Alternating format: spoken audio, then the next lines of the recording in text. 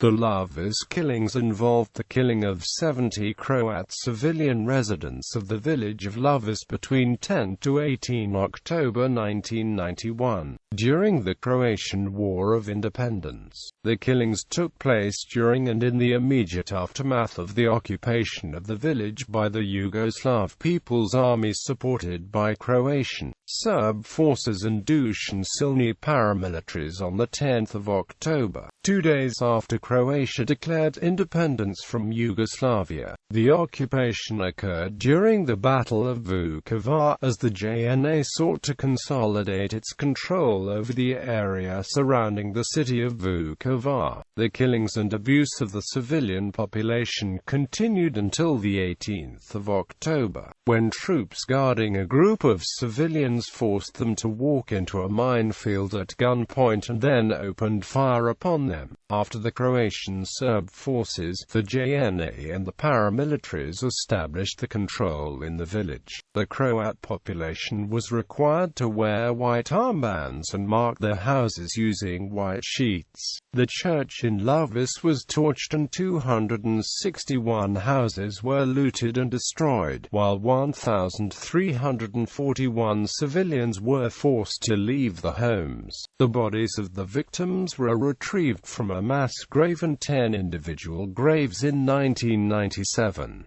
Lovas was rebuilt after the war, but its population size shrunk by 1/3 compared to its pre-war level. The occupation of Lovas and the killing and expulsion of its civilian population was included in the International Criminal Tribunal for the former Yugoslavia indictments of the President of Serbia, Slobodan Milosevic, and Goran Hadžić, a high-ranking official of the Croatian Serb declared wartime breakaway region of southeastern Slavonia, Baranja and western Samir. Milosevic died before his trial was completed, and as of 2014 Hadžić's trial is ongoing. Serbian authorities tried and convicted a group of 4 for the killings, but a retrial was ordered following an appeal in 2014.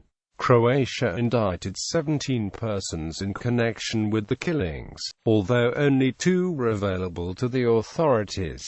One of them was acquitted and the other declared unfit to stand trial. Background: after the Croatian Democratic Union won 1990 parliamentary elections in the Socialist Republic of Croatia, ethnic tensions between Croats and Serbs within the republic worsened. The ethnic groups are also divided along religious lines, as the Croats are Catholics while the Serbs are Orthodox Christians. The Yugoslav People's Army confiscated the weapons of Croatia's territorial defense forces to minimize resistance. On the 17th of August, tensions escalated into an open revolt by Croatian Serbs, centered on the predominantly Serb-populated areas of the Dalmatian hinterland around Nin, and parts of the Lika cordon, Banovina and eastern Croatia. This revolt was followed in January 1991 by 2 unsuccessful attempts by Serbia, supported by Montenegro and Serbia's provinces of Vojvodina and Kosovo, to obtain the Yugoslav presidency's approval for a JNA operation to disarm Croatian security forces. After a bloodless skirmish between Serb insurgents and Croatian special police in March, the JNA itself, supported by Serbia and its allies,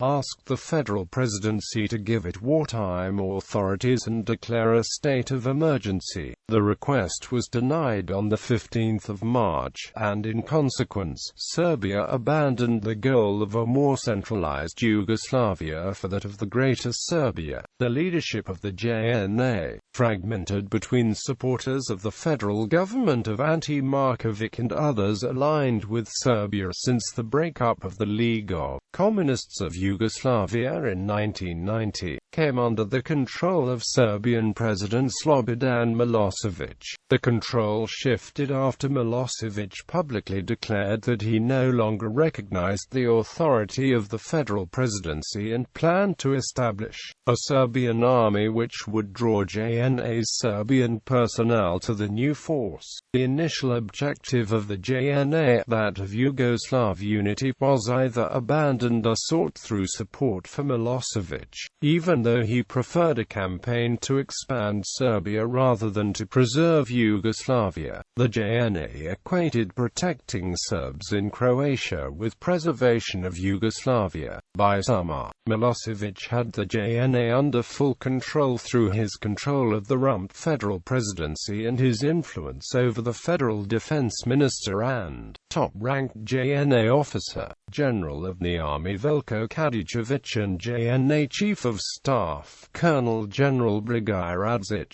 By the end of March, the conflict had escalated into the Croatian War of Independence. The JNA stepped in, increasingly supporting the Croatian Serb insurgents and preventing Croatian police from intervening. In early April, the leaders of the Croatian Serb revolt declared their intention to integrate the area under the control known as Krajina with Serbia. The government of Croatia viewed this declaration as an attempt to secede. In May, the Croatian government responded by forming the Croatian National Guard, but its development was hampered by a United Nations arms embargo introduced in September. On the 8th of October, Croatia declared independence from Yugoslavia. Late 1991 saw the fiercest fighting of the war, as the 1991 Yugoslav campaign in Croatia culminated in the siege of Dubrovnik and the Battle of Vukovar. Timeline: armed clashes in eastern Slavonia gradually intensified as the JNA committed significant new units to the Battle of Vukovar, including the 453rd Mechanized Brigade, the 1st Proletarian Guards Mechanized Division, and the 252nd Armored Brigade. During the initial stage of the battle, the JNA bypassed a number of Croat villages southeast of the city of Vukovar, including Lovas. In late September 1991, the easternmost Croatian positions in the area ran along a line connecting the villages of Njemci Ilaka Lovas, and those were defended by the 2nd Battalion of the 3rd Guards Brigade and the 109th Infantry Brigade. On the 1st of October, after the JNA took control of the Nustar Marinci Bogdanovci Vukovar Road, the 2nd Battalion of the 3rd Guards Brigade and the 109th Infantry Brigade were moved south of Vukovar in an attempt to restore Croatian control of the route between Vinkovci and Vukovar. The JNA tasked the 2nd Proletarian Guards Mechanized Brigade to clear the Croatian pocket centered on Lovas. The JNA was supported by Dušan Silni Serbian paramilitaries under control of Dragoslav Bokan and the Serbian National Renewal Party, as well as Croatian Serb forces. The JNA, supported by the paramilitaries and the two, entered Lovas unopposed on the morning of the 10th of October, according to court testimony of one of the paramilitaries who took part in the events. The troops moving against Lovas were told to expect 300-400 ZNG troops defending the village. Once the attacking force entered the village, the troops continued to throw grenades and shoot at houses at random for several hours. During the assault, 22 civilians were killed in the homes or backyards. In the immediate aftermath of the takeover of Lovas, Croat civilians were required to wear white armbands and the houses were marked using white sheets. The marked houses were looted and torched by the two and paramilitaries. Authority in the village was turned over to Ljubandov, a member of the Dušan Silni paramilitaries. He was styled as the commander of the village, but the JNA remained in overall control of the entire region. region. Over the following week, 23 more civilians were killed by the paramilitaries and the troops in improvised detention facilities. The improvised prisons were also used for torture and abuse of captives, including war rape, causing serious injuries to 18 civilians. On the 17th of October, all men aged 18 to 60 were ordered to report for a meeting, but were detained overnight instead on the pretext that someone had fired shots in the village the previous night. The detainees were beaten and otherwise abused that night. Approximately 20 were released in the morning, and the rest were told that they were assigned to grape harvest duty. The civilians walked out of the village under a military escort. One of the civilians was killed by the guards before the group reached a point within 1 to 2 kilometers of the Vukovar-To road, where they were ordered into a clover field at gunpoint. The men were told to hold hands and sweep the feet in front of them across the ground. The JNA had previously placed landmines in the field. Several mines were set off, while the troops guarding the civilian detainees fired at the men in the field. The survivors were then forced to retrieve the dead and injured and clear the remaining mines. Out of 50 civilians forced into the minefield, 21 were killed in the minefield itself. The number of persons wounded by mine explosions or gunfire is variously reported as 14 or 15. 3 more civilians were killed in Lovas by the end of November. Aftermath. In the immediate aftermath of the takeover of the village by the JNA and the paramilitaries, 1,341 civilians were forced to leave Lovas. The local Roman Catholic Church of St. Michael was torched and 261 houses destroyed. In 1995, the establishment of the United Nations Transitional Administration for Eastern Slavonia, Baranja and Western Sirmium and a gradual restoration of Croatian control in the region was agreed between Croatian authorities and Croatian Serbs in the region through the Erdut Agreement. United Nations experts began exhuming victims from a mass grave in Lovas on the 2nd of June 1997. 68 bodies, including those of people killed in Lovas, were ultimately recovered from the mass grave, and 10 more were recovered from nearby individual graves. The exhumed victims were reburied on the 21st of March 1998.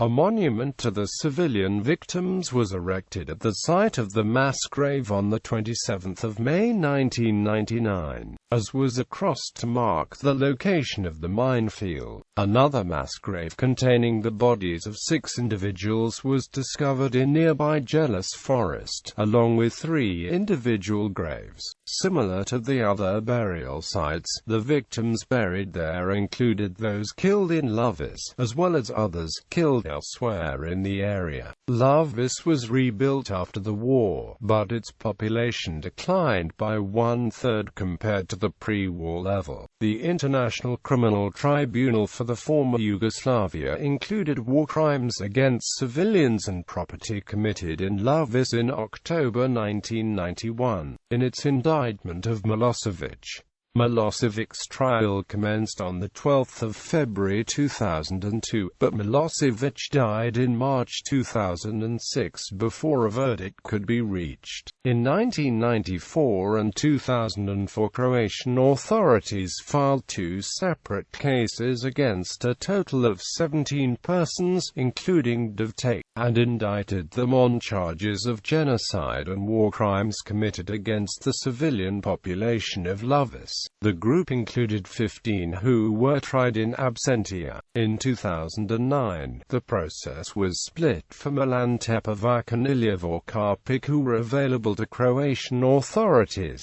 and once more a year later when Tepevac was judged not fit to stand trial. Vorkapić was acquitted in 2012. Serbian authorities charged 4 persons associated with former Croatian Serb authorities in the eastern Slavonia with war crimes committed in Lovas, consisting of 4 JNA officers and 6 former members of the Dušan Silni paramilitaries. The trial started in 2008.